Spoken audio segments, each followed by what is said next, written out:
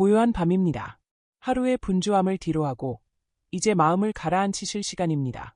오늘 저는 우리 모두의 마음 한편에 자리 잡은 돈 걱정에 대해 이야기하려 합니다. 재물에 관한 불안, 미래에 대한 걱정, 풍요로운 삶에 대한 갈망, 이런 감정들이 때로는 우리의 마음을 무겁게 짓누르지 않으신가요? 현대 사회에서 우리는 끊임없이 더 많이, 더 빨리, 더 성공적으로라는 메시지에 노출됩니다. 그리고 이런 요구에 부응하지 못할 때 마음속 깊은 곳에서 불안이 피어오릅니다. 마치 어두운 그림자처럼 돈 걱정은 우리의 일상을 따라다니지요. 부처님께서는 2500년 전에 이미 이런 인간의 고통을 꿰뚫어 보셨습니다. 법구경에서 부처님은 이렇게 말씀하셨습니다. 갈망은 괴로움을 낳고 갈망은 두려움을 낳는다. 갈망에서 벗어난 이에게는 괴로움도 없고 두려움도 없다. 이 심오한 말씀은 우리의 돈 걱정에도 그대로 적용됩니다. 재물에 대한 끝없는 갈망이 우리에게 불안과 걱정을 가져다 주는 것입니다.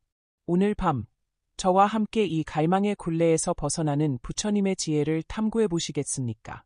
부처님께서 가르쳐 주신 3가지 습관을 통해 돈 걱정의 무거운 짐을 내려놓는 법을 함께 배워보고자 합니다. 잠시 눈을 감고 깊게 호흡해 보세요. 들이쉬고 내쉬고 이 순간 모든 걱정을 잠시 내려놓으시고 마음을 열어 부처님의 지혜를 받아들일 준비를 해주세요. 우리의 여정이 시작됩니다. 부처님께서는 증지부 아함경에서 이렇게 말씀하셨습니다. 만족을 아는 것이 가장 큰 다. 족함을 알면 비록 땅바닥에 누워도 편안하고 족함을 모르면 천상에 있어도 만족하지 못하리라. 지족, 그것은 족함을 아는 것입니다. 단순히 현재의 상태에 안주하거나 무기력하게 체념하는 것이 아닙니다. 지족은 깊은 지혜에서 비롯된 적극적인 마음가짐입니다. 무엇이 진정으로 필요하고 무엇이 단지 욕망인지를 분별할 줄 아는 해안인 것이지요. 지족의 마음을 가진 사람은 누구일까요? 그는 매일 아침 눈을 뜨며 생명의 기쁨을 느낍니다. 숨을 쉴 수 있다는 것, 움직일 수 있다는 것, 맑은 물 한 잔을 마실 수 있다는 것에 감사합니다. 복 많은 사람은 이처럼 일상의 작은 것들에서 기쁨을 찾습니다. 반면 지족하지 못한 마음은 어떨까요? 그것은 마치 밑 빠진 독과 같습니다. 아무리 채워도 만족을 모르지요. 더 큰 집, 더 좋은 차, 더 많은 수입. 이런 갈망은 끝이 없습니다. 부처님께서는 이를 가래라고 부르셨습니다. 마치 바닷물을 마신 사람이 더욱 목마르듯 욕망을 채울수록 더 큰 갈증만 생겨납니다. 여러분은 지금 어떤 마음 상태에 계신가요? 가진 것에 만족하시나요? 아니면 없는 것을 그리워하시나요? 잠시 눈을 감고 자신의 마음을 들여다보세요. 지금 이 순간 당신이 가진 것들을 떠올려 보세요. 건강한 몸, 숨 쉴 수 있는 공기, 마실 수 있는 물, 지붕 있는 집, 함께하는 사람들. 이 모든 것이 얼마나 소중한 선물인지요. 지족의 습관을 기르는 방법은 의외로 간단합니다. 매일 아침 일어나서 감사할 것을 3가지씩 적어보세요. 큰 것일 필요는 없습니다. 따뜻한 아침 햇살, 부드러운 이불, 향긋한 차 한 잔. 이런 작은 것들에 주목하는 습관이 점차 당신의 마음을 풍요롭게 할 것입니다. 또한 하루에 한 번, 족함의 명상을 실천해보세요. 조용한 곳에 앉아 눈을 감고 자신이 진정으로 필요로 하는 것이 무엇인지 성찰해보는 시간입니다. 많은 경우 우리의 진정한 필요는 생각보다 단순합니다. 안전, 건강, 사랑, 평화. 이런 기본적인 요소들이 충족될 때 우리는 이미 풍요로운 삶을 살고 있는 것입니다. 복이 많은 사람은 충분함을 압니다. 그들은 자신에게 진정으로 필요한 것이 무엇인지 알고 불필요한 욕망의 노예가 되지 않습니다. 그들은 물질적 풍요보다 마음의 평화를 더 가치 있게 여깁니다. 당신도 이러한 지혜를 키워갈 수 있습니다. 지족의 마음은 하루아침에 생기지 않습니다. 그것은 매일의 작은 실천을 통해 조금씩 자라납니다. 오늘부터 시작해보세요. 가진 것에 감사하고 없는 것을 그리워하는 시간을 줄여보세요. 점차 당신의 마음은 더 가볍고 평화로워질 것입니다. 잠시 호흡에 집중해보세요. 들이쉬며 지금을, 내쉬며 충분함을, 들이쉬며 감사함을, 내쉬며 만족을. 이 단순한 명상이 당신의 마음을 지족의 상태로 이끌어 줄 것입니다. 부처님께서는 허엄경에서 이렇게 말씀하셨습니다. 보시는 복덕의 씨앗이니 이 씨앗을 심는 자는 풍요로운 열매를 거두리라. 베푸는 손은 결코 비어 있지 않으니 주는 것이 곧 받는 것이니라. 보시, 포시, 그것은 베풀고 나누는 행위입니다. 단순히 물질적인 것을 주는 것만이 아니라 자신의 시간, 지식, 에너지, 사랑, 관심 등 모든 형태의 나눔을 포함합니다. 보시는 우리 마음의 집착을 녹이고 풍요의 순환을 활성화하는 신비로운 힘을 가지고 있습니다. 보시의 역설은 무엇일까요? 그것은 줄수록 더 많이 받는다는 진리입니다. 이것은 단순한 미신이나 이론의 말이 아닙니다. 우주의 법칙이며 모든 위대한 영적 전통에서 가르치는 진리입니다. 물질은 소유할수록 줄어들지만 사랑과 자비는 나눌수록 더 커집니다. 보시의 마음을 가진 사람은 어떤 모습일까요? 그는 자신의 재물을 움켜쥐지 않고 기쁘게 순환시킵니다. 필요한 곳에 기꺼이 도움의 손길을 내밀고 그 과정에서 깊은 기쁨을 느낍니다. 복 많은 사람은 이처럼 베풀매 기쁨을 알고 그것을 일상에서 실천합니다. 반면 보시하지 못하는 마음은 어떨까요? 그것은 마치 고여있는 물과 같습니다. 흐르지 않고 고여있는 물은 결국 썩게 됩니다. 소유에 대한 집착과 두려움은 우리의 마음을 경직시키고 진정한 풍요를 경험하지 못하게 합니다. 여러분은 지금 어떤 마음 상태에 계신가요? 기꺼이 베푸시나요? 아니면 잃을까 두려워 움켜쥐고 계신가요? 잠시 자신의 마음을 살펴보세요. 베풀 때의 감정, 나눔의 순간에 느껴지는 기쁨을 떠올려 보세요. 그 기쁨이 얼마나 순수하고 깊은지 기억하시나요? 보시의 습관을 기르는 방법은 일상의 작은 실천에서 시작됩니다. 매일 하나의 선물을 주는 습관을 들여보세요. 그것은 물질적인 것일 필요는 없습니다. 진심 어린 칭찬, 따뜻한 미소, 귀 기울여 듣는 시간, 도움이 필요한 이에게 건네는 손길. 이 모든 것이 소중한 보시입니다. 또한 무조건적 보시를 실천해보세요. 어떤 보답도 기대하지 않고 순수하게 베푸는 행위입니다. 익명으로 기부하기, 상대가 알지 못하게 도움 주기, 아무도 보지 않는 곳에서 선행하기. 이런 순수한 보시는 마음에 특별한 기쁨을 가져다 줍니다. 복이 많은 사람은 베풀매 순환을 이해합니다. 그들은 재물이 머무르는 것이 아니라 흐르는 것임을 압니다. 마치 강물이 바다로, 바다가 다시 비가 되어 땅으로 돌아오듯 베풀어진 것은 다른 형태로 돌아온다는 것을 믿습니다. 당신도 이 순환의 법칙을 경험할 수 있습니다. 보시의 마음은 연습을 통해 강해집니다. 처음에는 작은 것부터 시작하세요. 커피 한 잔 사주기, 시간 내어 경청하기, 필요한 이에게 도움 주기. 점차 당신은 베풀미 주는 깊은 만족감을 느끼게 될 것입니다. 잠시 호흡에 집중해 보세요.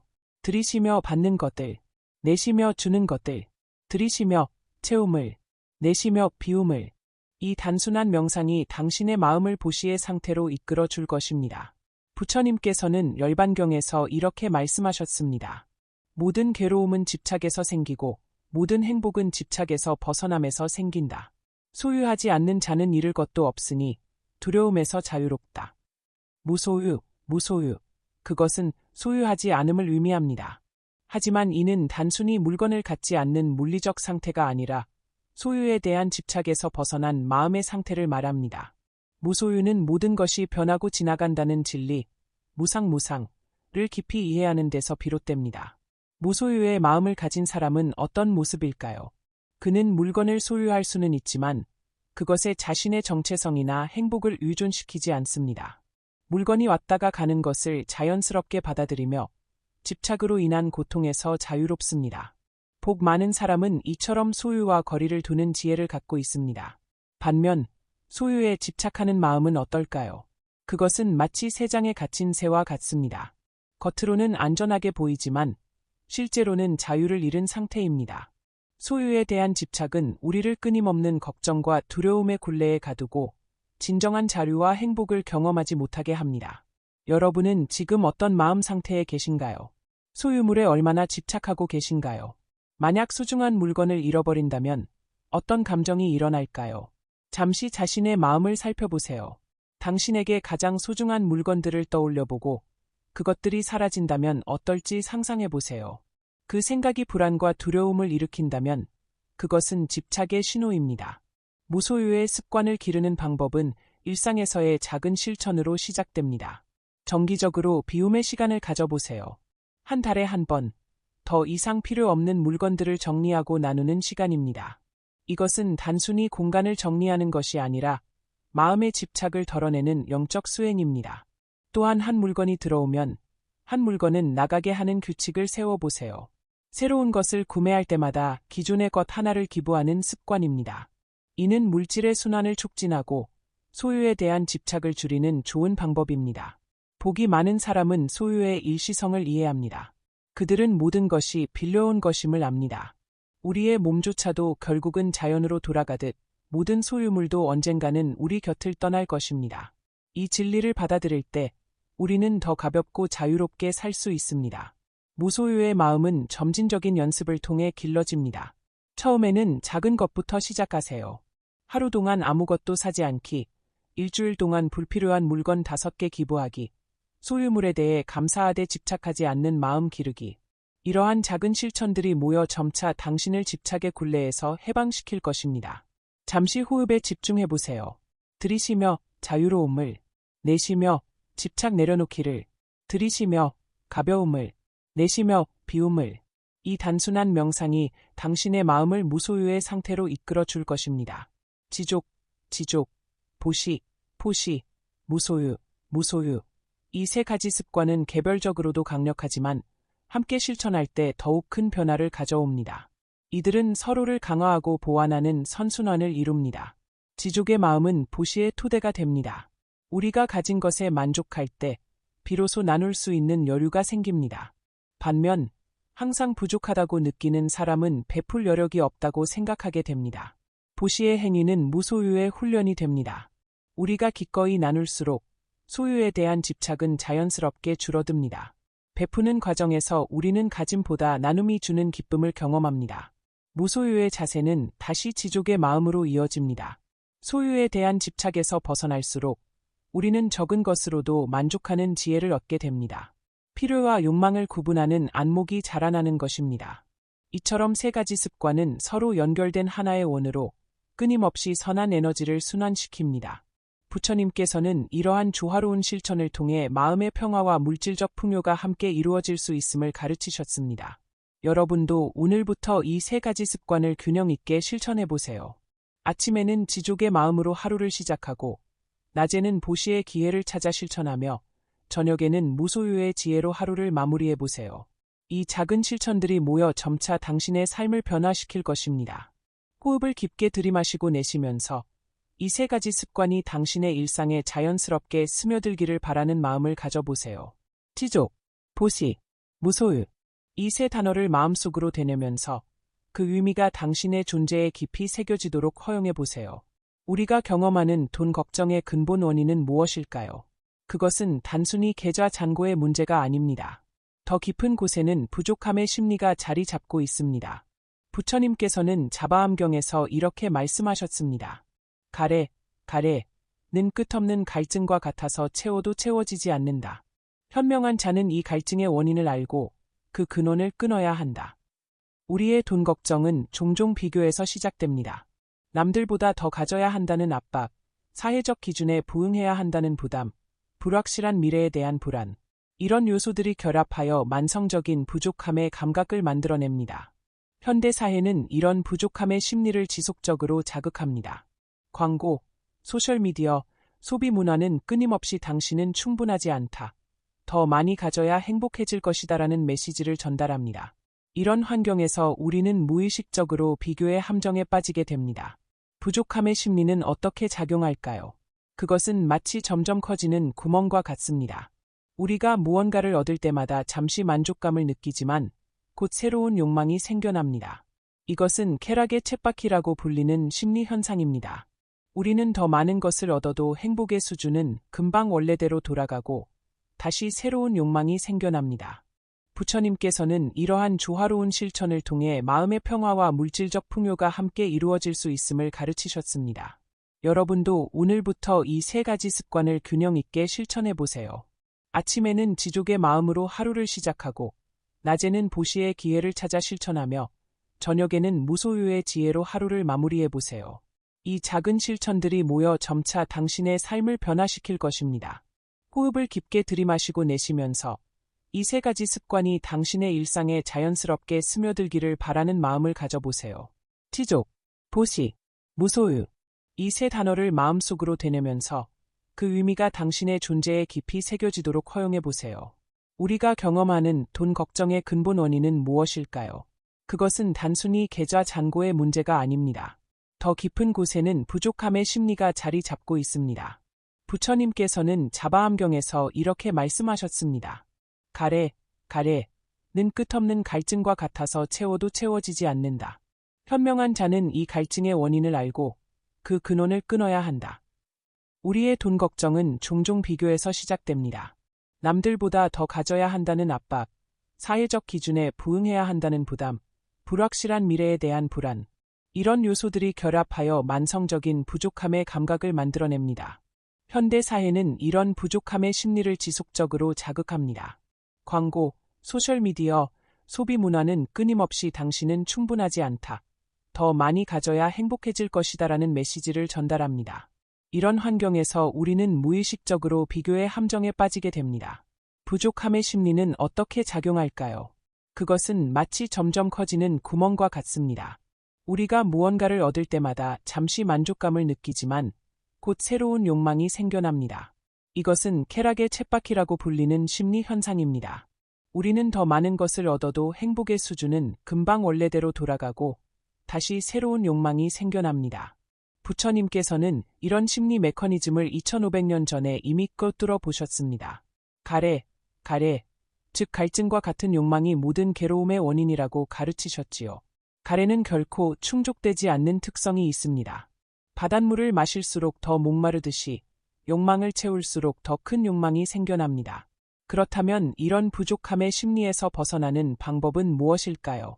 부처님께서는 중도의 길을 제시하셨습니다. 극단적인 금욕주의나 극단적인 쾌락주의가 아닌 균형 잡힌 삶의 방식입니다. 필요와 욕망을 분별하고 적절한 선에서 만족할 줄 아는 지혜를 기르는 것입니다. 여러분은 자신의 부족함의 심리를 어떻게 다루고 계신가요? 그것을 의식적으로 알아차리고 계신가요? 아니면 무의식적으로 그 흐름에 휩쓸리고 계신가요? 잠시 자신의 마음을 관찰해 보세요. 언제 더 많이라는 생각이 떠오르나요? 어떤 상황에서 비교와 부족함의 감정이 일어나나요? 부족함의 심리를 다루는 첫 번째 단계는 알아차림입니다. 욕망과 비교의 생각이 일어날 때 그것을 판단하지 않고 단순히 관찰해 보세요. 지금 비교하는 마음이 일어났구나. 지금 부족함을 느끼고 있구나 라고 정확히 이름 붙여보는 것입니다. 두 번째 단계는 감사의 실천입니다. 부족함의 반대는 풍요로움의 인식입니다. 매일 감사일기를 쓰거나 하루 중 작은 축복들을 의식적으로 알아차리는 습관을 들이세요. 이것은 부족함의 심리를 점차 전환시키는 강력한 도구가 됩니다. 세 번째 단계는 가치의 재정립입니다. 무엇이 진정으로 가치 있는 삶인지 깊이 성찰해 보세요. 물질적 풍요만이 성공의 기준인가요? 아니면 마음의 평화, 의미 있는 관계, 자기 성장과 같은 다른 형태의 풍요로움도 중요한가요? 자신만의 가치 체계를 명확히 할 때 사회적 압박에 흔들리지 않는 견고함을 갖게 됩니다. 복이 많은 사람은 충분함의 심리를 가꿉니다. 그들은 자신의 내면에서 평화와 만족을 찾고 외부 조건에 행복을 의존시키지 않습니다. 이런 사람들에게는 돈이 목적이 아니라 도구입니다. 그들은 돈을 가치 있게 사용하되 그것에 자신의 가치를 연결시키지 않습니다. 호흡을 깊게 들이마시고 내쉬면서 지금 이 순간 당신의 충분함을 느껴보세요. 당신은 이미 많은 것을 가지고 있습니다. 당신은 이미 충분합니다. 이 진실을 마음 깊이 새겨보세요. 부처님 가르침에서 재물은 어떻게 이해되고 있을까요? 불교에서는 돈을 포함한 모든 재물을 흐르는 에너지로 봅니다. 머물러 있는 것이 아니라 끊임없이 순환하는 것이지요. 금강경에서는 이렇게 말합니다. 모든 유의법은 꿈과 같고 환영과 같고 물거품과 같고 그림자와 같고 이슬과 같고 번개와 같나니 이는 재물을 포함한 모든 현상이 일시적이고 변화무쌍하다는 것을 가르칩니다. 돈은 영원히 소유할 수 있는 것이 아니라 잠시 우리 손을 거쳐 가는 것입니다. 불교적 관점에서 재물의 가치는 무엇일까요? 그것은 사용 방식에 있습니다. 부처님께서는 재물을 4가지 방식으로 지혜롭게 사용하라고 가르치셨습니다. 첫째, 자신과 가족의 기본적인 필요를 충족시키는 데 사용하세요. 둘째, 긴급 상황과 미래를 위해 적절히 저축하세요. 셋째, 선한 일과 자선에 투자하세요. 넷째, 영적 성장과 지혜를 키우는 데 사용하세요. 이러한 균형 잡힌 접근법은 재물을 절대적 선이나 악으로 보지 않고 지혜롭게 활용할 수 있는 도구로 바라봅니다. 불교에서는 재물 자체가 아니라 그에 대한 우리의 태도와 사용 방식이 중요하다고 가르칩니다. 또한 불교에서는 복덕의 개념을 강조합니다. 복덕이란 선행과 지혜로운 행위를 통해 쌓이는 긍정적 에너지입니다. 물질적 부는 이전 생애에서 쌓은 복덕의 결과로 여겨지며 현재 삶에서 복덕을 쌓는 것은 미래의 풍요로움을 가져온다고 가르칩니다. 그러나 가장 중요한 것은 진정한 부는 내면에 있다는 가르침입니다. 부처님께서는 욕망에서 자유로워진 마음, 자비와 지혜가 충만한 마음이야말로 가장 큰 재산이라고 말씀하셨습니다. 불교의 재물관은 소유보다는 흐름을, 축적보다는 순환을, 집착보다는 자유를 강조합니다. 이는 현대 사회의 소비주의와 물질주의에 대한 강력한 대안적 시각을 제공합니다. 여러분은 재물을 어떻게 바라보고 계신가요? 그것이 당신을 지배하나요? 아니면 당신이 지혜롭게 활용하나요? 잠시 자신의 재물관을 성찰해 보세요. 돈이 당신의 삶에서 어떤 의미를 가지며 어떤 목적으로 사용되고 있나요? 불교적 재물관의 핵심은 적절한 관계 맺기입니다. 돈과 건강한 관계를 맺는다는 것은 그것의 필요성을 인정하면서도 그것에 자신의 가치와 행복을 의존시키지 않는 것입니다. 돈을 도구로 보되 목적으로 삼지 않는 것이지요. 복이 많은 사람은 재물을 자신을 통해 흐르는 에너지로 봅니다. 그들은 받는 것만큼 베풀고 모으는 것만큼 나눕니다. 그들에게 재물은 고여있는 물이 아니라 생명을 키우는 강물과 같습니다. 호흡을 깊게 들이마시고 내쉬면서 당신과 재물 사이의 관계를 바라보세요. 그리고 그 관계가 더 건강하고 자유로워지기를 마음속으로 소망해보세요. 불교의 핵심 가르침 중 하나는 카오머의 법칙입니다. 업이란 모든 행위와 의도가 결과를 낳는다는 우주의 인과법칙을 말합니다. 이는 돈과 재물의 흐름에도 적용됩니다. 자바함경에서 부처님은 이렇게 말씀하셨습니다. 모든 중생은 자신의 업의 주인이며 업의 상속자다.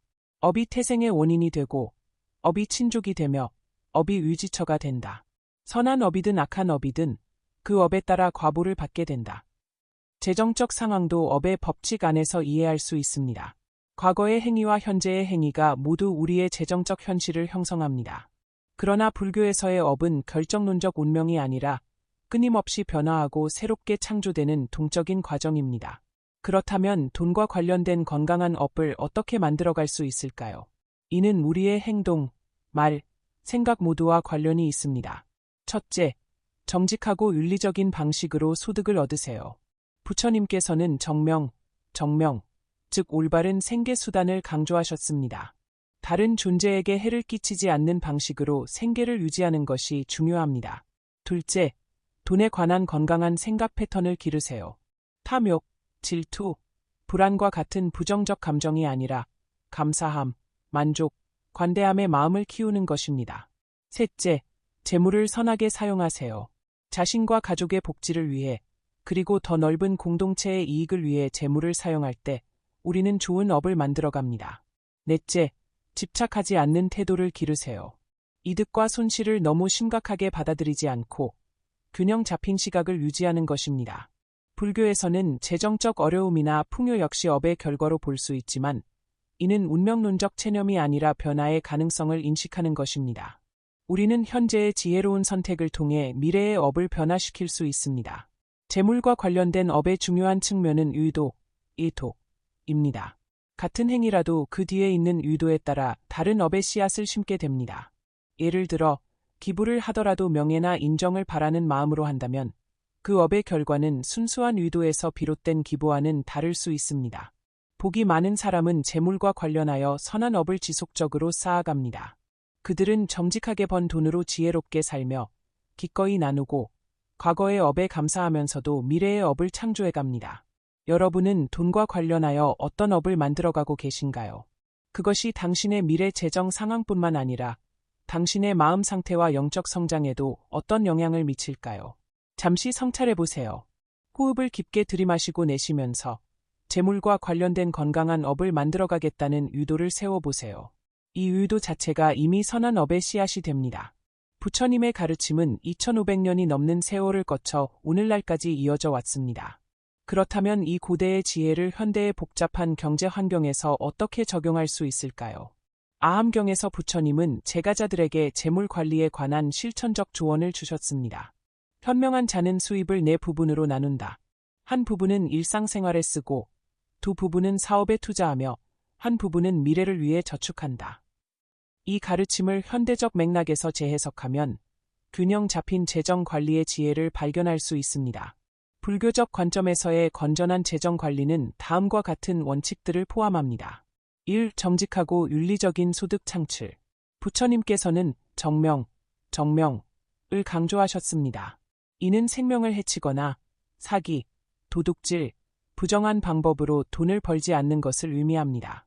현대 사회에서 이는 법을 준수하면서 사회와 환경에 긍정적인 기여를 하는 방식으로 소득을 얻는 것으로 해석할 수 있습니다. 여러분의 현재 소득원은 어떤가요? 그것이 당신의 가치관과 일치하나요? 당신이 하는 일이 세상에 어떤 영향을 미치고 있나요? 정직하고 윤리적인 소득은 마음의 평화를 가져옵니다. 이 중도의 소비 습관. 부처님께서는 극단적인 금욕주의와 과도한 쾌락주의 사이의 중도를 가르치셨습니다. 현대 소비 문화에서 이는 의식적 소비로 이해할 수 있습니다.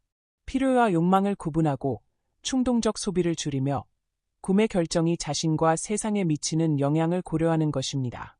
소비할 때 다음과 같은 질문을 해보세요. 이것이 진정으로 필요한가? 이 물건이 나에게 지속적인 만족을 줄 것인가? 이 구매가 나의 가치관과 일치하는가? 이런 질문들은 더 의식적인 소비 습관을 기르는 데 도움이 됩니다. 3. 균형 잡힌 저축과 투자. 부처님께서는 미래를 위한 준비의 중요성을 인정하셨습니다. 현대 사회에서는 건전한 저축 습관과 지혜로운 투자가 이에 해당합니다. 불교적 관점에서 좋은 투자란 단순히 최대 수익을 추구하는 것이 아니라 윤리적이고 지속 가능한 가치를 창출하는 곳에 자원을 배분하는 것입니다. 요즘에는 윤리적 투자 또는 ESG, 환경, 사회, 지배구조, 투자와 같은 개념이 불교의 가치관과 잘 맞닿아 있습니다. 자신의 재물이 어디에 사용되고 있는지 의식하고 그것이 세상에 긍정적인 영향을 미칠 수 있도록 하는 것입니다. 4. 관대함과 나눔의 실천. 부처님께서는 포시의 가치를 강조하셨습니다. 현대에서는 계획적이고 의미 있는 기부와 자원봉사가 이에 해당합니다. 재정 계획에 나눔의 예산을 포함시키는 것은 불교적 재물 관리의 중요한 측면입니다. 정기적으로 소득의 일정 부분을 의미 있는 곳에 기부하는 습관을 들여보세요. 이것이 반드시 큰 금액일 필요는 없습니다. 중요한 것은 나눔의 의도와 정기성입니다. 이러한 실천은 풍요의 순환을 활성화하고 돈에 대한 집착을 줄이는 데 도움이 됩니다. 5. 재정적 마음챙김. 현대 불교에서 강조하는 마음챙김, 마인드 팰리스의 개념을 재정 관리에도 적용할 수 있습니다. 이는 자신의 돈 관련 행동, 감정, 생각을 의식적으로 알아차리는 것을 의미합니다. 재정적 마음챙김을 실천하는 방법으로는 정기적인 재정 상태 점검, 지출 일기 쓰기, 돈과 관련된 감정 관찰하기 등이 있습니다. 이러한 실천은 돈과의 관계를 더 의식적이고 건강하게 만드는 데 도움이 됩니다. 6. 단순함의 미덕. 불교에서는 단순한 삶의 가치를 강조합니다. 현대 사회의 복잡성 속에서 재정적 단순함을 추구하는 것은 큰 지혜가 될 수 있습니다. 이는 불필요한 부채를 줄이고 재정 구조를 단순화하며 작지만 충분한 삶의 방식을 탐색하는 것을 포함합니다. 미니멀리즘, 자발적 간소화, 에코라이프와 같은 현대적 개념들은 불교의 단순함 가치와 잘 연결됩니다. 이런 삶의 방식은 재정적 스트레스를 줄이고 더 큰 자유와 만족을 가져다 줄 수 있습니다. 7. 공동체와의 연결. 불교에서는 상호의 존성, 연기의 원리를 강조합니다. 현대 재정 관리에서 이는 협력적 경제 활동, 지역 경제 지원, 공유 경제 참여 등으로 실현될 수 있습니다. 불교의 핵심 가르침 중 하나는 카오머의 법칙입니다. 업이란 모든 행위와 의도가 결과를 낳는다는 우주의 인과 법칙을 말합니다. 이는 돈과 재물의 흐름에도 적용됩니다. 자바함경에서 부처님은 이렇게 말씀하셨습니다. 모든 중생은 자신의 업의 주인이며 업의 상속자다. 업이 태생의 원인이 되고 업이 친족이 되며 업이 위지처가 된다. 선한 업이든 악한 업이든 그 업에 따라 과보를 받게 된다. 재정적 상황도 업의 법칙 안에서 이해할 수 있습니다. 과거의 행위와 현재의 행위가 모두 우리의 재정적 현실을 형성합니다. 그러나 불교에서의 업은 결정론적 운명이 아니라 끊임없이 변화하고 새롭게 창조되는 동적인 과정입니다. 그렇다면 돈과 관련된 건강한 업을 어떻게 만들어갈 수 있을까요? 이는 우리의 행동, 말, 생각 모두와 관련이 있습니다. 첫째, 정직하고 윤리적인 방식으로 소득을 얻으세요. 부처님께서는 정명, 즉 올바른 생계수단을 강조하셨습니다.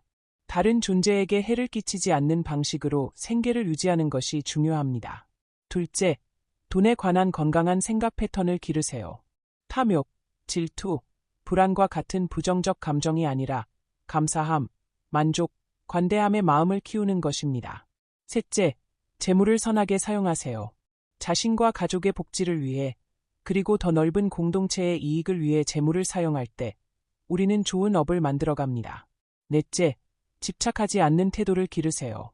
이득과 손실을 너무 심각하게 받아들이지 않고 균형 잡힌 시각을 유지하는 것입니다. 불교에서는 재정적 어려움이나 풍요 역시 업의 결과로 볼 수 있지만 이는 운명론적 체념이 아니라 변화의 가능성을 인식하는 것입니다. 우리는 현재의 지혜로운 선택을 통해 미래의 업을 변화시킬 수 있습니다. 재물과 관련된 업의 중요한 측면은 의도, 의도입니다. 같은 행위라도 그 뒤에 있는 의도에 따라 다른 업의 씨앗을 심게 됩니다. 예를 들어 기부를 하더라도 명예나 인정을 바라는 마음으로 한다면 그 업의 결과는 순수한 의도에서 비롯된 기부와는 다를 수 있습니다. 복이 많은 사람은 재물과 관련하여 선한 업을 지속적으로 쌓아갑니다. 그들은 정직하게 번 돈으로 지혜롭게 살며 기꺼이 나누고 과거의 업에 감사하면서도 미래의 업을 창조해갑니다. 여러분은 돈과 관련하여 어떤 업을 만들어가고 계신가요? 그것이 당신의 미래 재정 상황뿐만 아니라 당신의 마음 상태와 영적 성장에도 어떤 영향을 미칠까요? 잠시 성찰해보세요. 호흡을 깊게 들이마시고 내쉬면서 재물과 관련된 건강한 업을 만들어가겠다는 의도를 세워보세요. 이 의도 자체가 이미 선한 업의 씨앗이 됩니다. 부처님의 가르침은 2500년이 넘는 세월을 거쳐 오늘날까지 이어져 왔습니다. 그렇다면 이 고대의 지혜를 현대의 복잡한 경제 환경에서 어떻게 적용할 수 있을까요? 아함경에서 부처님은 제가자들에게 재물 관리에 관한 실천적 조언을 주셨습니다. 현명한 자는 수입을 네 부분으로 나눈다. 한 부분은 일상생활에 쓰고, 두 부분은 사업에 투자하며, 한 부분은 미래를 위해 저축한다. 이 가르침을 현대적 맥락에서 재해석하면 균형 잡힌 재정 관리의 지혜를 발견할 수 있습니다. 불교적 관점에서의 건전한 재정 관리는 다음과 같은 원칙들을 포함합니다. 1. 정직하고 윤리적인 소득 창출. 부처님께서는 정명을 강조하셨습니다. 이는 생명을 해치거나 사기, 도둑질, 부정한 방법으로 돈을 벌지 않는 것을 의미합니다. 현대 사회에서 이는 법을 준수하면서 사회와 환경에 긍정적인 기여를 하는 방식으로 소득을 얻는 것으로 해석할 수 있습니다. 여러분의 현재 소득원은 어떤가요? 그것이 당신의 가치관과 일치하나요? 당신이 하는 일이 세상에 어떤 영향을 미치고 있나요? 정직하고 윤리적인 소득은 마음의 평화를 가져옵니다. 이 중도의 소비 습관. 부처님께서는 극단적인 금욕주의와 과도한 쾌락주의 사이의 중도를 가르치셨습니다. 현대 소비 문화에서 이는 의식적 소비로 이해할 수 있습니다. 필요와 욕망을 구분하고 충동적 소비를 줄이며 구매 결정이 자신과 세상에 미치는 영향을 고려하는 것입니다. 소비할 때 다음과 같은 질문을 해보세요. 이것이 진정으로 필요한가? 이 물건이 나에게 지속적인 만족을 줄 것인가? 이 구매가 나의 가치관과 일치하는가? 이런 질문들은 더 의식적인 소비 습관을 기르는 데 도움이 됩니다. 3. 균형 잡힌 저축과 투자. 부처님께서는 미래를 위한 준비의 중요성을 인정하셨습니다. 현대 사회에서는 건전한 저축 습관과 지혜로운 투자가 이에 해당합니다. 불교적 관점에서 좋은 투자란 단순히 최대 수익을 추구하는 것이 아니라 윤리적이고 지속 가능한 가치를 창출하는 곳에 자원을 배분하는 것입니다. 요즘에는 윤리적 투자 또는 ESG, 환경, 사회, 지배구조, 투자와 같은 개념이 불교의 가치관과 잘 맞닿아 있습니다. 자신의 재물이 어디에 사용되고 있는지 의식하고 그것이 세상에 긍정적인 영향을 미칠 수 있도록 하는 것입니다. 4. 관대함과 나눔의 실천. 부처님께서는 보시, 포시의 가치를 강조하셨습니다. 현대에서는 계획적이고 의미 있는 기부와 자원봉사가 이에 해당합니다. 재정 계획에 나눔의 예산을 포함시키는 것은 불교적 재물 관리의 중요한 측면입니다. 정기적으로 소득의 일정 부분을 의미 있는 곳에 기부하는 습관을 들여보세요. 이것이 반드시 큰 금액일 필요는 없습니다. 중요한 것은 나눔의 의도와 정기성입니다. 이러한 실천은 풍요의 순환을 활성화하고 돈에 대한 집착을 줄이는 데 도움이 됩니다. 5. 재정적 마음챙김. 현대 불교에서 강조하는 마음챙김, 마인드팰리스의 개념을 재정 관리에도 적용할 수 있습니다. 이는 자신의 돈 관련 행동, 감정, 생각을 의식적으로 알아차리는 것을 의미합니다. 재정적 마음챙김을 실천하는 방법으로는 정기적인 재정 상태 점검, 지출 일기 쓰기, 돈과 관련된 감정 관찰하기 등이 있습니다. 이러한 실천은 돈과의 관계를 더 의식적이고 건강하게 만드는 데 도움이 됩니다. 6. 단순함의 미덕. 불교에서는 단순한 삶의 가치를 강조합니다. 현대 사회의 복잡성 속에서 재정적 단순함을 추구하는 것은 큰 지혜가 될 수 있습니다. 이는 불필요한 부채를 줄이고 재정 구조를 단순화하며 작지만 충분한 삶의 방식을 탐색하는 것을 포함합니다. 미니멀리즘, 자발적 간소화, 에코라이프와 같은 현대적 개념들은 불교의 단순함 가치와 잘 연결됩니다. 이런 삶의 방식은 재정적 스트레스를 줄이고 더 큰 자유와 만족을 가져다 줄 수 있습니다. 7. 공동체와의 연결. 불교에서는 상호의 존성, 연기의 원리를 강조합니다. 현대 재정 관리에서 이는 협력적 경제 활동, 지역 경제 지원, 공유 경제 참여 등으로 실현될 수 있습니다. 당신의 돈이 어떻게 더 넓은 공동체와 연결되어 있는지 생각해 보세요. 지역 상점에서 구매하기, 협동조합 참여하기, 공정무역 제품 선택하기 등은 상호의존성을 인식하는 재정 행위입니다. 복이 많은 사람은 이러한 불교적 재물 관리 원칙을 일상에 통합합니다. 그들은 재물을 지혜롭게 얻고 신중하게 사용하며 기꺼이 나누고 그 과정에서 마음의 평화를 유지합니다. 여러분은 어떤 불교적 재물 관리 원칙을 이미 실천하고 계신가요? 어떤 부분에서 더 성장할 수 있을까요? 잠시 성찰해 보세요. 호흡을 깊게 들이마시고 내쉬면서 더 지혜롭고 의식적인 재물 관리자가 되기 위한 유도를 세워보세요. 작은 변화부터 시작하여 점차 당신의 재정 습관 전체가 불교적 지혜를 반영하도록 해보세요. 돈 걱정은 현대인들이 경험하는 가장 흔한 스트레스 중 하나입니다. 불교에서는 이런 불안과 염려를 다루는 효과적인 마음 수련법을 제시합니다. 법구경에서 부처님은 이렇게 말씀하셨습니다. 과거에 매달리지 말고 미래를 기다리지 말라.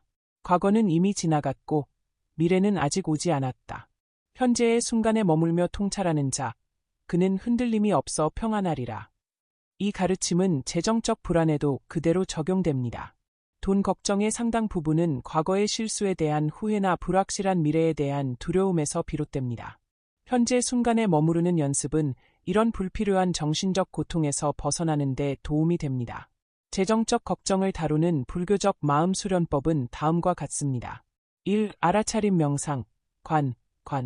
알아차림 명상은 자신의 생각, 감정, 신체 감각을 판단 없이 관찰하는 것입니다. 돈에 관한 걱정이 일어날 때 그것을 억누르거나 회피하려 하지 말고 그저 있는 그대로 관찰해 보세요. 지금 불안이 일어나고 있구나. 재정적 두려움이 몸에 긴장을 만들고 있구나. 미래에 대한 걱정 생각이 떠오르고 있구나. 와 같이 자신의 경험에 이름을 붙이고 관찰하는 연습입니다. 이러한 관찰은 우리에게 중요한 통찰을 줍니다. 걱정 자체가 문제가 아니라 걱정과 우리가 맺는 관계가 고통을 만든다는 것을 알게 됩니다. 걱정에 압도되는 대신 그것을 의식의 대상으로 바라볼 수 있게 됩니다. 이 호흡 명상, 안나반나. 호흡에 집중하는 명상은 가장 기본적이면서도 강력한 마음 수련법입니다. 재정적 걱정으로 마음이 복잡할 때 호흡에 주의를 돌리는 것은 현재 순간으로 돌아오는 앵커, 가 됩니다. 편안한 자세로 앉아 숨이 들어오고 나가는 감각에 온전히 주의를 기울여 보세요. 들이쉴 때는 들이쉼을, 내쉴 때는 내심을 마음속으로 알아차립니다. 마음이 걱정으로 방황할 때마다 부드럽게 다시 호흡으로 주의를 돌립니다. 이 단순한 연습이 지속되면 마음은 점차 고요해지고 현재에 더 단단히 뿌리내리게 됩니다. 재정적 염려는 여전히 있을 수 있지만 그것에 압도되지 않는 내적 공간이 생겨납니다. 3. 자비 명상, 자비관, 자비관. 자비 명상은 자신과 타인을 향한 친절하고 자비로운 마음을 키우는 수련법입니다. 이는 특히 자기 비난과 부족함의 감정이 강한 재정적 스트레스 상황에서 효과적입니다. 먼저 자신을 향해 다음과 같은 문구를 마음으로 반복합니다. 내가 평화롭기를, 내가 재정적으로 안전하기를, 내가 돈 걱정에서 자유롭기를, 내가 있는 그대로 충분하기를. 그런 다음 이 자비의 마음을 점차 확장하여 사랑하는 사람들, 중립적인 사람들, 어려운 관계의 사람들, 그리고 마지막으로 모든 존재에게 보냅니다. 이 수련은 재정적 어려움 속에서도 자기 연민과 친절함을 키우는 데 도움이 됩니다. 또한 나만 돈 걱정이 있다는 고립감에서 벗어나 많은 사람들이 같은 어려움을 겪고 있음을 인식하게 합니다. 4. 무상, 명상. 무상 명상은 모든 것이 변한다는 진리를 깊이 성찰하는 것입니다. 재정 상황, 시장 조건, 경제 환경도 끊임없이 변화합니다. 현재의 어려움이나 풍요는 영원하지 않습니다. 잠시 시간을 내어 자신의 재정 상황이 어떻게 변해왔는지 돌아보세요. 과거의 어려움이 지나갔듯이 현재의 상황도 변할 것입니다. 이러한 무상에 대한 통찰은 재정적 어려움 앞에서도 균형 있는 시각을 유지하는 데 도움이 됩니다. 이 상황도 지나가리라 라는 인식은 재정적 스트레스의 강도를 줄이고 더 지혜로운 대응을 가능하게 합니다. 5. 감사 수련, 수희. 감사 수련은 이미 가진 것에 대해 기쁨과 감사를 느끼는 연습입니다. 매일 밤 잠들기 전 그날의 재정적 축복들을 떠올려 보세요. 작은 것부터 시작하세요. 오늘 마신 차 한 잔, 따뜻한 집, 먹을 음식, 입을 옷. 감사함을 키울수록 부족함의 심리는 자연스럽게 줄어듭니다. 이는 돈 걱정을 줄이는 가장 효과적인 방법 중 하나입니다. 복이 많은 사람은 이러한 마음 수련을 일상에 통합합니다. 그들은 재정적 상황과 상관없이 내면의 평화를 유지하는 법을 알고 있습니다. 외부 조건은 통제할 수 없지만 그에 대한 자신의 반응은 선택할 수 있다는 것을 이해하고 있지요. 여러분은 어떤 마음 수련법이 가장 효과적일 것 같나요? 오늘부터 하나를 선택하여 꾸준히 실천해보는 건 어떨까요? 작은 시작이 큰 변화를 만들어냅니다.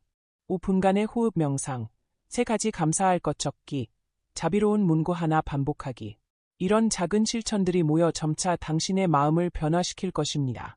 호흡을 깊게 들이마시고 내쉬면서 재정적 걱정에도 흔들리지 않는 내면의 평화를 키우겠다는 의도를 세워보세요. 당신은 이미 그런 평화를 경험할 수 있는 모든 자질을 갖추고 있습니다. 인생에서 재정적 어려움은 누구에게나 찾아올 수 있습니다. 불경기, 실직, 사업 실패, 예상치 못한 지출. 이런 상황들은 우리에게 큰 도전이 됩니다. 불교에서는 이런 어려움조차 깨달음의 길로 전환할 수 있다고 가르칩니다. 법화경에서는 다음과 같은 비유가 있습니다.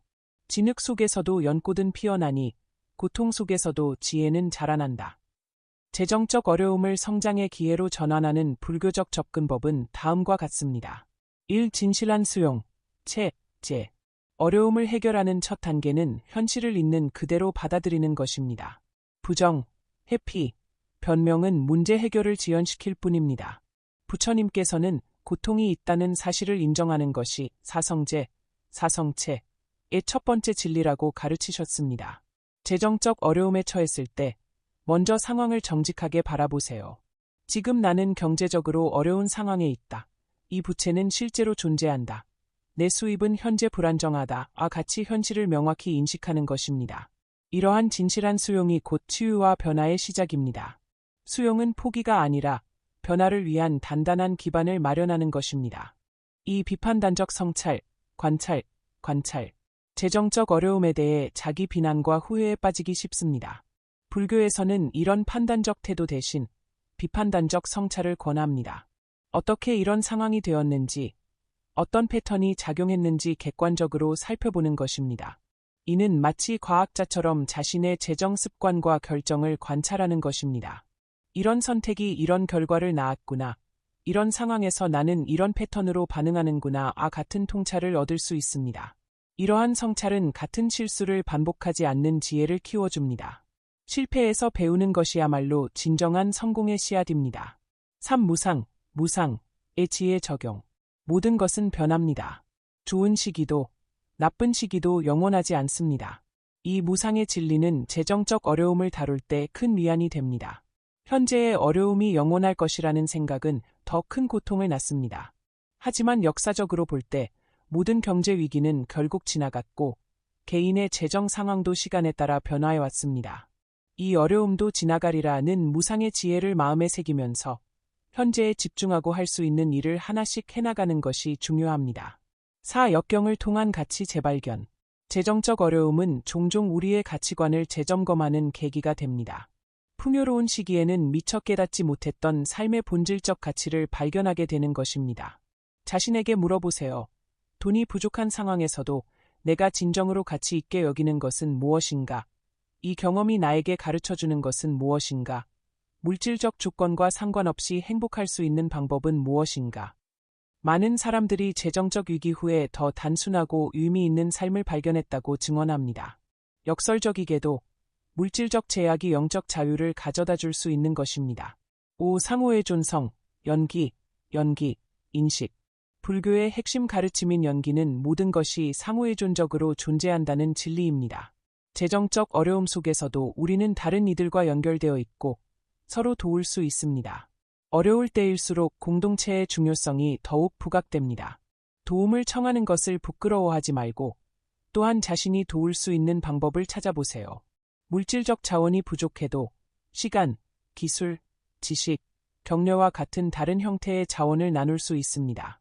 이러한 상호 지원의 네트워크는 재정적 회복력의 중요한 요소가 됩니다. 또한 나만 어렵다는 고립감에서 벗어나게 해줍니다. 6. 창의적 적응과 혁신. 부처님 당시의 승려들은 극도로 단순한 물질 조건 속에서도 깊은 만족과 지혜를 발견했습니다. 재정적 제약은 창의적 해결책과 혁신을 촉발할 수 있습니다.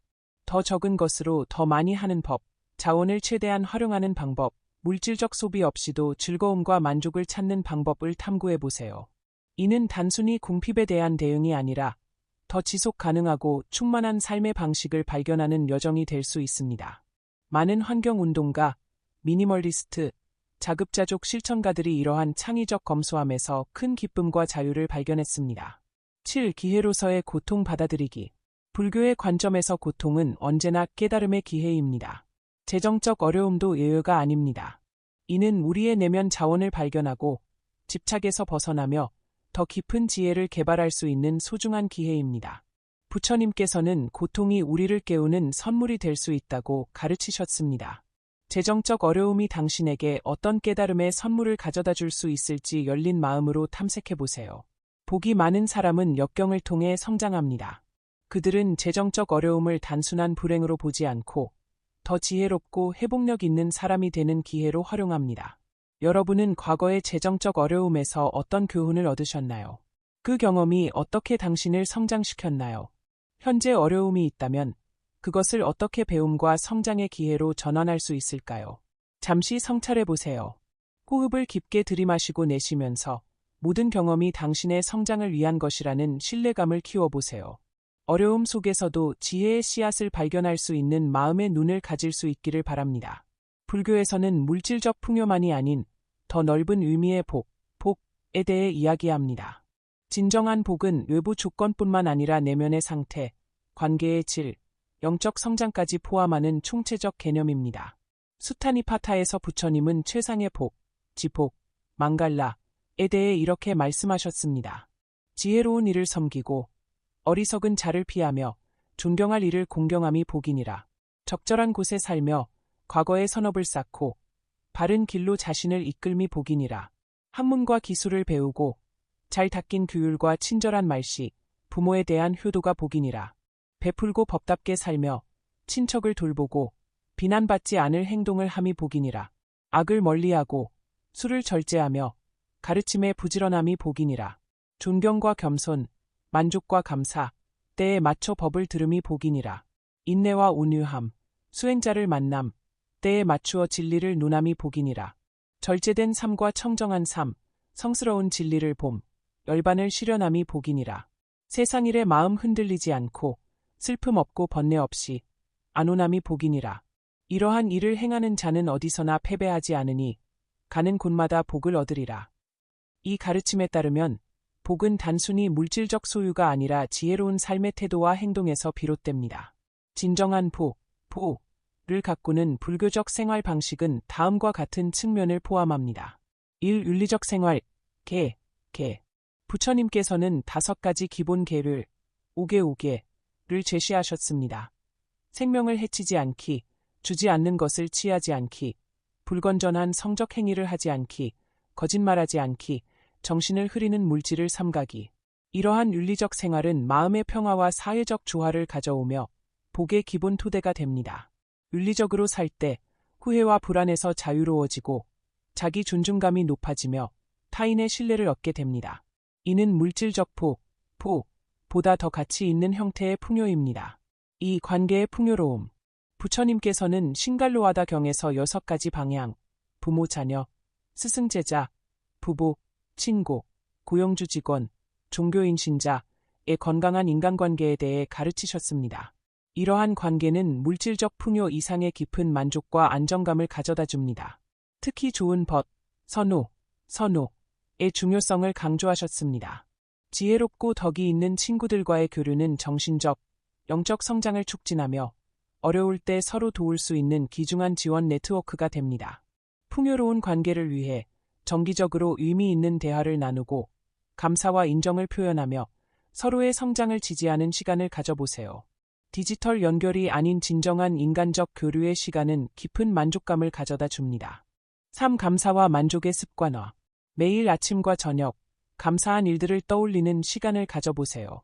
감사는 풍요로움의 렌즈를 통해 세상을 보게 해줍니다. 연구에 따르면 감사를 실천하는 사람들은 더 행복하고 더 건강하며 더 회복력이 강하다고 합니다. 만족, 지족의 습관은 의식적인 연습을 통해 길러집니다. 지금 이 순간 내게 필요한 모든 것이 있다라는 인식을 자주 상기시켜 보세요. 이러한 충분함의 인식은 끝없는 소비의 굴레에서 벗어나게 해줍니다. 4. 나눔의 생활화.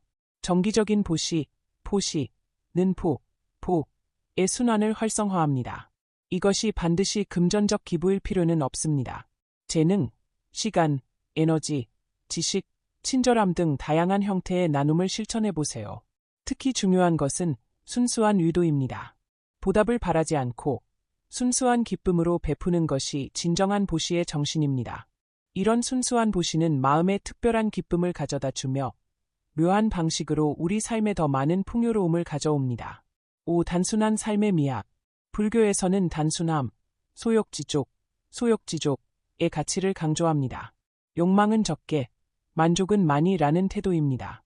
현대 사회의 끊임없는 소비 압력에서 벗어나 진정으로 필요한 것이 무엇인지 분별하는 지혜를 기르는 것입니다. 미니멀 라이프, 자발적 간소화, 불필요한 물건 비우기 등의 실천은 물리적인 공간뿐만 아니라 마음의 공간도 정돈해줍니다. 물건이 줄어들수록 종종 마음의 평화는 늘어납니다. 6. 마음 챙김의 일상화. 부처님께서는 사념처를 통해 몸, 느낌, 마음, 법, 현상에 대한 마음 챙김을 가르치셨습니다. 이러한 마음 챙김은 일상의 평범한 순간들을 풍요롭게 경험하도록 해줍니다.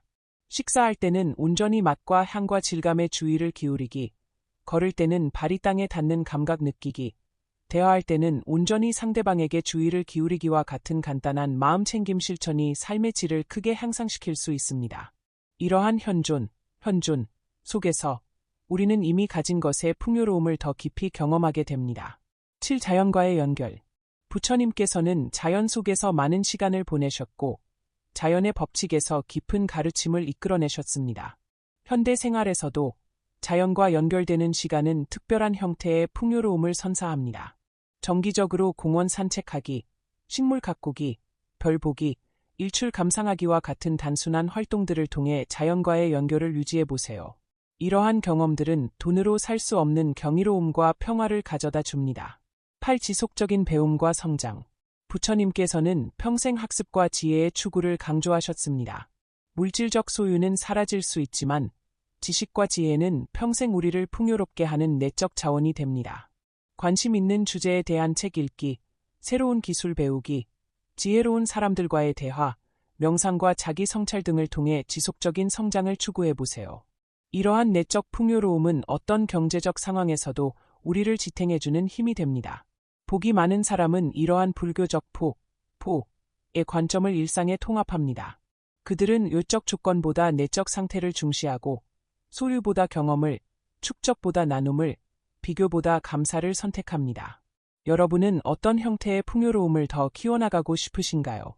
물질적 부족함 속에서도 경험할 수 있는 풍요로움은 무엇이 있을까요? 잠시 성찰해 보세요. 호흡을 깊게 들이마시고 내쉬면서 다양한 형태의 풍요로움을 인식하고 감사하는 마음을 가져보세요. 당신은 이미 많은 형태의 복을 누리고 있습니다. 지금까지 우리는 돈 걱정을 없애는 부처님의 3가지 습관, 지족, 보시, 포시, 무소유에 대해 살펴보았습니다. 이제 이 3가지 습관을 현대적 일상에서 어떻게 구체적으로 실천할 수 있는지 알아보겠습니다. 1. 감사 일기 쓰기. 매일 아침이나 저녁에 3대 5가지 감사한 것들을 적어보세요. 작은 것들에 주목하세요. 맛있는 커피 한 잔, 따뜻한 미소, 푸른 하늘 등. 연구에 따르면 이 단순한 습관이 행복감과 만족도를 크게 높인다고 합니다. 2. 풍요 명상 실천하기. 하루 5분. 다음과 같은 문장들을 천천히 마음속으로 반복해보세요. 나에게는 필요한 모든 것이 있습니다. 나는 지금 이 순간 충분합니다. 나는 이미 많은 축복을 받았습니다. 나는 가진 것에 감사합니다. 3. 충분함의 경계 정하기. 자신의 삶에서 충분함이 어느 정도인지 구체적으로 정의해보세요.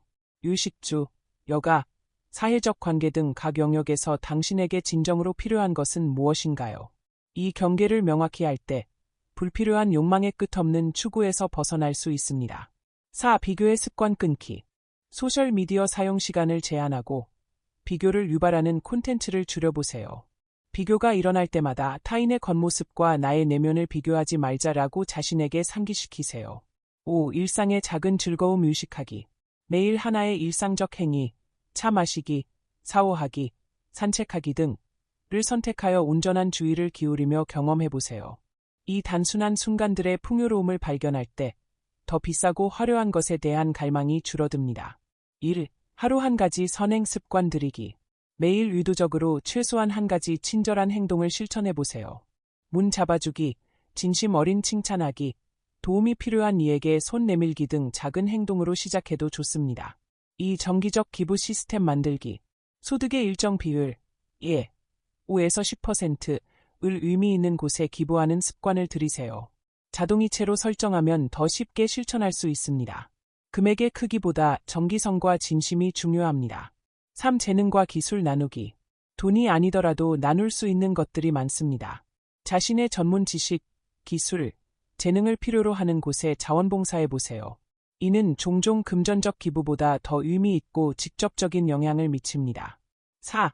무조건적 친절 실천하기. 보답을 기대하지 않는 친절을 의도적으로 실천해보세요. 익명으로 기부하기, 모르는 사람의 음료수 값 내주기, 감사 편지 보내기 등의 행동은 순수한 보시의 기쁨을 경험하게 해줍니다. 5. 듣기에 선물 주기. 현대 사회에서 가장 희소하고 귀중한 선물 중 하나는 온전한 주의입니다. 대화할 때 스마트폰을 치우고 판단하지 않고 경청하며 진정으로 이해하려는 노력을 기울여 보세요. 이는 돈으로 살 수 없는 소중한 선물입니다. 1. 정기적인 물건 비우기. 분기별로 한 번씩 집안을 돌아보며 더 이상 필요하지 않거나 기쁨을 주지 않는 물건들을 정리해보세요.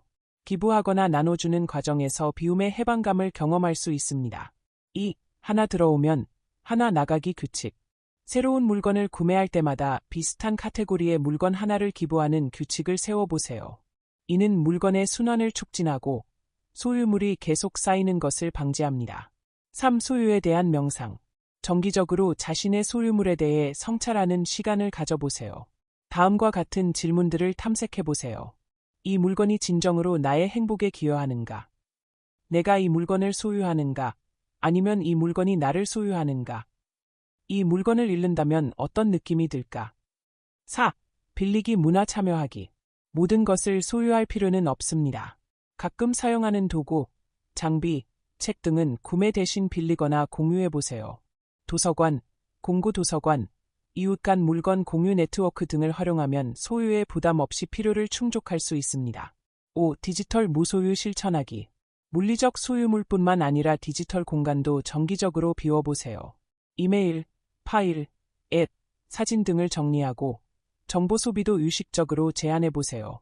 디지털 미니멀리즘은 마음의 공간을 넓히는데 큰 도움이 됩니다. 6. 소유 없는 경험 선물하기. 생일이나 기념일에 물건 대신 경험을 선물해보세요. 함께하는 식사, 여행, 공연 관람 등의 경험은 물건보다 더 오래가는 행복을 선사할 수 있습니다. 7. 무소유의 날 지정하기. 한 달에 한 번, 하루를 무소유의 날로 지정하여 아무것도 사지 않고 단순하게 지내보세요. 이날은 이미 가진 것에 감사하고 내면의 풍요로움을 경험하는 시간으로 삼으세요. 이제 3가지 습관을 일상에 통합적으로 실천할 수 있는 간단한 일주일 계획표를 제안합니다. 월요일, 감사의 날. 아침, 감사 일기 쓰기, 5분 풍요 명상. 하루 중, 일상의 작은 기쁨 의식적으로 느끼기. 저녁, 오늘 경험한 3가지 좋은 일 기록하기. 화요일, 나눔의 날. 아침, 오늘 어떻게 나눌 수 있을까? 의도 세우기. 하루 중, 계획된 친절 행동 하나 실천하기. 저녁, 정기 기부금 설정 검토 또는 자원봉사 기회 찾아보기. 수요일, 비움의 날. 아침, 무소유에 대한 짧은 명상. 하루 중, 집이나 사무실의 한 공간 정리하기. 저녁, 더 이상 필요 없는 물건 5개 기부용으로 따로 두기. 목요일, 균형의 날. 아침, 필요와 욕망 구별하는 성찰하기. 하루 중, 충동적 소비 대신 자연 속에서 시간 보내기. 저녁, 재정 상태 점검 및 예산 검토하기. 금요일, 관계의 날. 아침, 중요한 인간관계에 대한 감사 명상. 하루 중, 의미 있는 대화 나누기. 온전히 경청하기. 저녁, 물질적 선물 대신 시간과 관심 선물하기. 토요일, 창조의 날. 아침, 소비보다 창조의 의도 세우기. 하루 중, 창조적 취미 시간 갖기. 손으로 무언가 만들기. 저녁, 디지털 디톡스. 온라인 쇼핑 대신 창작 활동하기. 일요일, 성찰과 재충전의 날. 아침, 일주일 성찰, 3가지 습관 점검하기. 하루 중, 자연 속에서 시간 보내며 내면의 풍요로움 경험하기. 저녁, 다음 주 실천 의도 세우기, 작은 성공 축하하기. 이 계획은 엄격한 규칙이 아니라 영감을 위한 제안입니다. 자신의 상황과 리듬에 맞게 조정하여 사용하세요. 중요한 것은 일관성과 의도입니다. 작은 실천이라도 꾸준히 할 때 점차 이러한 습관들이 자연스러운 삶의 방식이 됩니다. 복이 많은 사람은 이러한 습관들을 의식적으로 개발하고 꾸준히 실천합니다. 그들은 단기적 쾌락이나 사회적 압력에 흔들리지 않고 지족, 보시, 무소유의 지혜를 통해 내면의 풍요로움을 키워갑니다. 여러분은 어떤 실천부터 시작해보고 싶으신가요? 오늘 하나의 작은 행동을 선택하여 실천해보세요. 거대한 변화는 언제나 작은 첫걸음에서 시작됩니다. 호흡을 깊게 들이마시고 내쉬면서 이러한 실천들이 당신의 삶의 평화와 풍요로움을 가져오기를 의도해보세요. 그 의도 자체가 이미 변화의 시작입니다. 경제적 불확실성과 어려움은 현대인의 삶에서 피할 수 없는 현실입니다.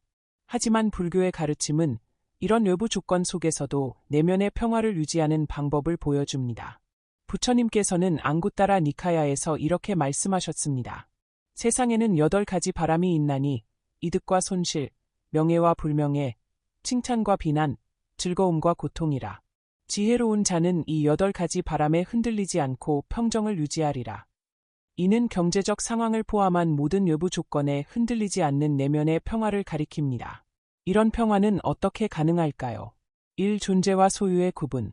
부처님께서는 나는 누구인가라는 질문에 깊이 통찰하도록 가르치셨습니다. 우리는 종종 자신을 소유물, 직위, 재정 상태와 동일시합니다. 하지만 진정한 자아는 이러한 외부 조건들을 초월합니다. 경제적 어려움 속에서도 나의 재정 상태가 나쁘다, 나는 나쁜 사람이다를 구분하는 것이 중요합니다. 전자는 일시적인 상황이지만 후자는 자기 가치에 대한 잘못된 판단입니다. 명상을 통해 자신의 본질적 가치가 재정 상태나 물질적 성취와 별개임을 깊이 이해할 때 경제적 기복에도 흔들리지 않는 평화를 경험할 수 있습니다. 이 무상의 통찰, 경제 상황, 시장, 재정 상태는 끊임없이 변합니다. 불황과 호황, 부족과 풍요는 주기적으로 반복됩니다. 이러한 무상의 진리를 깊이 이해하면 현재의 어려움에 과도하게 반응하지 않게 됩니다. 역사적 관점에서 볼 때 모든 경제 위기는 결국 지나갔습니다. 지금의 어려움도 영원하지 않을 것입니다. 이런 더 넓은 시각은 당면한 상황에 압도되지 않도록 도와줍니다. 일기예보처럼 경제 상황을 바라보세요. 비가 오면 우산을 준비하고 햇살이 비추면 그 따뜻함을 즐기되 날씨 자체와 자신을 동일시하지 않는 것입니다. 3. 단순함의 미덕. 부처님께서는 욕망과 필요를 구분하는 지혜를 가르치셨습니다. 경제적 어려움은 종종 우리의 삶을 단순화하고 진정으로 중요한 것이 무엇인지 재평가하는 기회가 됩니다. 강제된 검소함을 비극으로 볼 수도 있지만 의식적인 선택으로 받아들인다면 오히려 해방감을 경험할 수 있습니다. 많은 사람들이 경제적 위기 후에 더 적은 것으로 더 행복해졌다고 증언합니다. 생활을 단순화하면서 물어보세요. 이것이 없어도 나는 행복할 수 있을까? 놀랍게도 대부분의 경우 그 답은 A입니다. 4. 고통의 보편성 인식. 재정적 어려움에 처했을 때 우리는 종종 나만 고통받고 있다고 느낍니다. 하지만 부처님께서는 고통이 모든 존재의 보편적 경험임을 가르치셨습니다. 통계를 보면 대부분의 사람들이 인생의 어떤 시점에서 재정적 어려움을 경험합니다. 이런 보편성을 인식하는 것은 고립감을 줄이고 연민을 키우는 데 도움이 됩니다. 자비 명상을 통해 경제적 어려움을 겪는 모든 이들에게 평화와 회복을 기원해 보세요. 이렇게 자신을 더 큰 인류 공동체의 일부로 인식할 때 개인적 고통의 무게가 가벼워집니다. 5. 지금 할 수 있는 것에 집중하기. 부처님께서는 현재 순간에 온전히 머무를 것을 강조하셨습니다. 경제적 어려움 속에서 우리는 종종 과거의 실수를 후회하거나 불확실한 미래를 걱정하며 많은 에너지를 소비합니다. 대신 지금 내가 할 수 있는 것은 무엇인가에 집중해 보세요.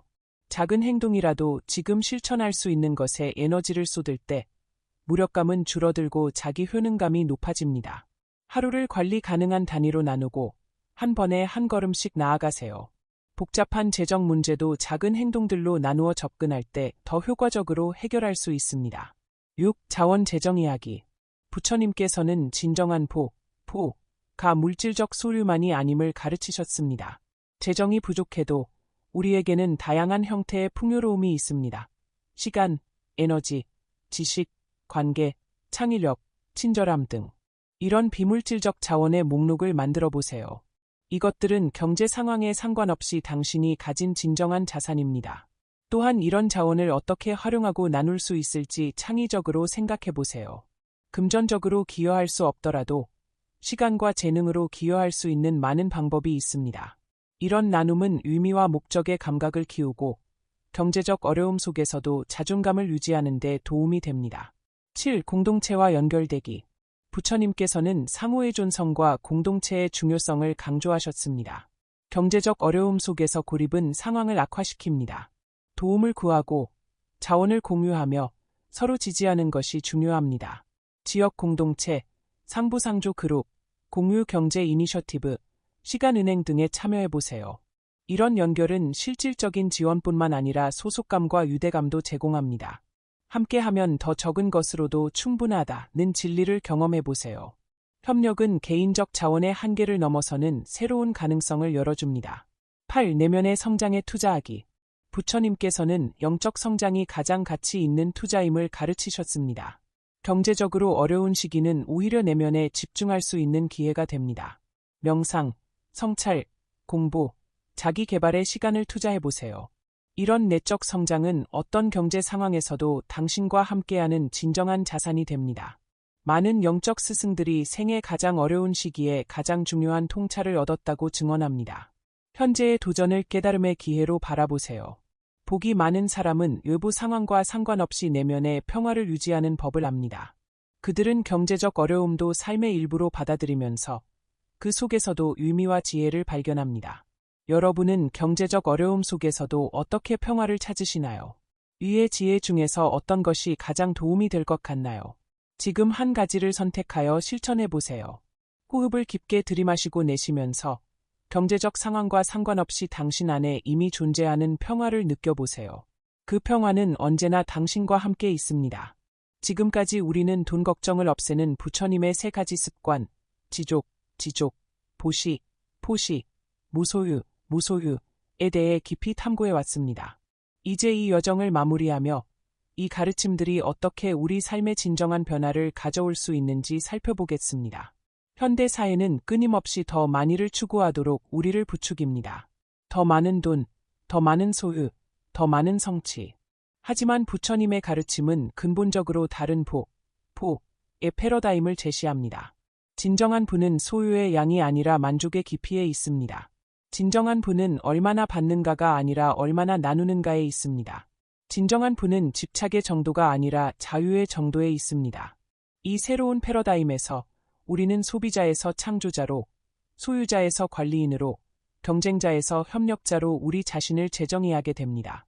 이는 단순한 사고방식의 전환이 아니라 삶의 방식 전체를 변화시키는 심오한 전환입니다. 부처님 가르침의 핵심은 진정한 행복과 평화가 일부 조건이 아닌 내면에 있다는 것입니다. 돈 걱정을 없애는 궁극적인 방법은 돈을 더 많이 버는 것이 아니라 돈에 대한 우리의 관계를 변화시키는 것입니다. 마음의 평화는 은행 계좌보다 더 귀중한 자산입니다. 자비와 지혜는 어떤 경제 상황에서도 빛나는 내적 보석입니다.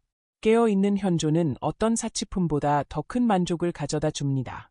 이런 내면의 풍요로움은 타고난 것이 아니라 수련을 통해 개발되는 자질입니다.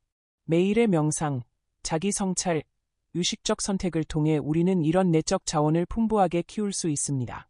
많은 사람들이 돈을 모으는 궁극적 목적은 안전과 자유입니다. 하지만 부처님의 가르침은 이런 안전과 자유가 일부 조건이 아닌 내면의 상태에서 비롯됨을 보여줍니다. 진정한 안전은 변화하는 세상에서도 흔들리지 않는 내면의 안정감에서 옵니다. 진정한 자유는 가진 것을 놓을 수 있는 능력, 집착에서 벗어나는 용기에서 옵니다. 진정한 풍요는 필요한 것이 충족된 상태가 아니라 있는 그대로 충분하다고 느끼는 마음의 상태입니다. 이런 관점에서 돈 걱정 없는 삶은 재정적 독립이 아니라 내적 자유에서 시작됩니다. 그리고 이 내적 자유는 역설적으로 더 현명한 재정적 선택으로 이어져 실제 재정 상황도 개선하는 선순환을 만들어냅니다. 부처님의 이 심오한 가르침들을 어떻게 실생활에서 시작할 수 있을까요? 거창한 변화보다는 작은 일상의 실천에서 시작하세요. 오늘 하루를 시작하며 이미 가진 것들에 대해 3분간 감사해보세요. 오늘 작은 친절이나 나눔을 실천해보세요. 오늘 구매하려던 무언가를 멈추고 이것이 정말 필요한가? 라고 자문해보세요. 오늘 5분이라도 고요히 앉아 호흡하며 내면의 평화를 경험해보세요. 이런 작은 행동들이 모여 점차 삶의 방향을 바꾸고 돈과의 관계를 변화시키며 더 깊은 만족과 평화를 가져올 것입니다. 큰 변화는 언제나 작은 첫걸음에서 시작됩니다. 부처님의 3가지 습관은 개인의 내적 변화에만 국한되지 않습니다. 이러한 가치관을 공유하는 사람들이 모이면 더 지속 가능하고 공정하며 협력적인 경제 모델을 만들어갈 수 있습니다. 공유경제, 협동조합, 윤리적 은행, 기본소득, 대안화폐, 공정무역과 같은 현대적 운동들은 많은 부분 부처님의 지혜와 공명합니다. 개인적 변화와 시스템적 변화는 서로 분리된 것이 아니라 하나의 거대한 변화의 다른 측면들입니다. 일상에서 부처님의 3가지 습관을 실천하는 것은 단지 개인의 돈 걱정을 해결하는 것을 넘어 더 건강하고 지속 가능한 경제 문화를 만드는 데 기여하는 것이기도 합니다.